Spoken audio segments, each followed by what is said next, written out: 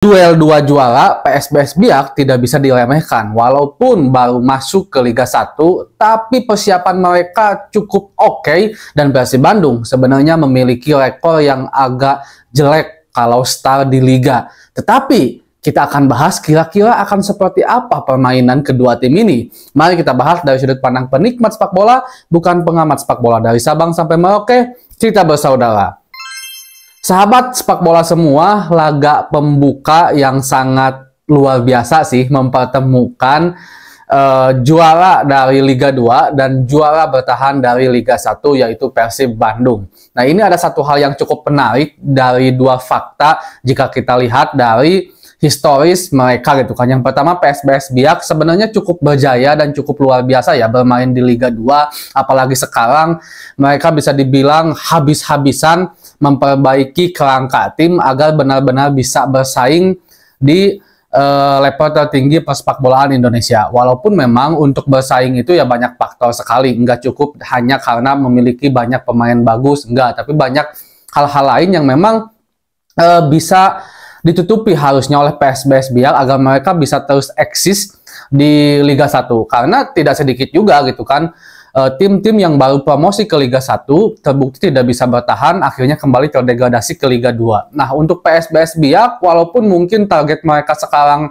seenggaknya bisa mungkin menyentuh level papan atas, tapi bagi saya untuk bisa bertahan dulu aja di Liga 1 itu udah sangat luar biasa. Apalagi kita memang sangat rindu akan permainan-permainan saudara kita dari Indonesia bagian timur, khususnya Papua, setelah terdegradasinya Persipura yang cukup berjaya waktu itu. Dan sekarang kembali PSBS Biak, dan mudah-mudahan aja, saya sih sangat berharap PSBS Biak ini bisa mempertontonkan kehebatan yang mungkin kurang lebih hampir sama dengan Persipura dahulu. Nah, Persib Bandung, jika saya lihat dari statistik dan juga historis, sebenarnya dari 3 musim terakhir, Persib Bandung ini memiliki catatan yang agak kurang baik ketika start di Liga gitu kan, di era Coach Robert Rene Albert, di era Coach Luis Milla gitu kan, dan ini di era baru sebenarnya, era Coach Bojan Hodak. Nah, apakah budaya itu akan selalu terjadi kepada Persib, di mana Persib start buruk, bagus di tengah-tengah, kadang jelek di akhir-akhir, walaupun kemarin di era Coach Bojan Hodak memang bagus dari tengah sampai akhir dan pada akhirnya juara. Jika dilihat dari komposisi pemain, Persib hari ini adalah salah satu skuad yang sangat menakutkan bagi saya. Yang pertama karena memang skuad kerangka inti yang membawa Persib juara kemarin itu tidak berubah total, hanya mungkin kehilangan seorang Stefano Beltram dan juga Alberto ya, pemain intinya. Mungkin Persib juga memikirkan agar adaptasinya tidak terlalu jauh, tidak terlalu harus bongkar pasang pemain, apalagi Persib statusnya sebagai gelar juara bertahan sekarang, sehingga gengsinya itu lebih tinggi gitu kan, gengsinya lebih tinggi ketika masuk ke lapangan mereka berposisi sebagai juara bertahan, apalagi Persib akan bermain di Asia yang otomatis Persib juga mungkin memikirkan kerjasama pemain yang udah cukup erat lah yang harus bisa dijaga agar mereka tetap bisa konsisten bermain baik bahkan lebih bagus. Nah, banyak tambahan pemain-pemain yang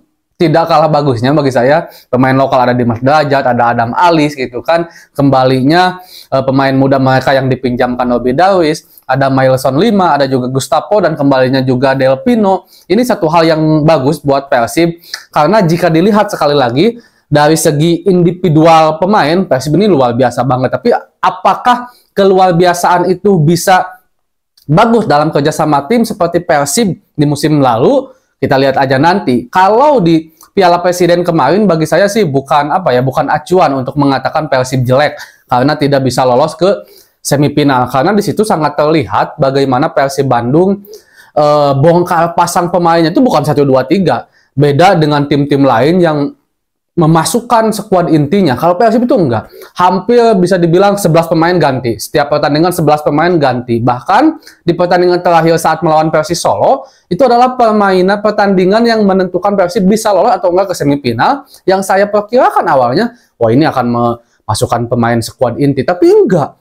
Persib malah memainkan bisa dibilang hampir semua pemain cadangannya, lapis keduanya. Ini menunjukkan kalau Persib Bandung memang kemarin hanya menggunakan Piala Presiden sebagai ajang untuk mencari kerangka terbaik. Jadi bagi saya kurang fair untuk mengatakan Persib tidak sehebat dulu gitu kan, karena benar-benar tidak turun dengan skuad utamanya. Nah, sekarang kita lihat aja, cuma kalau menurut saya Persib akan tetap berada di papan atas sih. Bahkan kemungkinan untuk back to back juara pun besar, walaupun terlalu cepat untuk mengatakan seperti itu, karena memang Borneo dan tim-tim lain juga benar-benar mempersiapkan Liga 1 ini dengan luar biasa, salah satunya dengan menambah pemain-pemain yang memiliki kualitas luar biasa juga gitu kan. Ini satu hal yang akan menyulitkan bagi Persib Bandung untuk bisa mempertahankan gelar juara atau back to back juara, menambah bintang keempatnya. Tapi secara overall kalau menurut saya Persib tetap akan tampil seperti kemarin,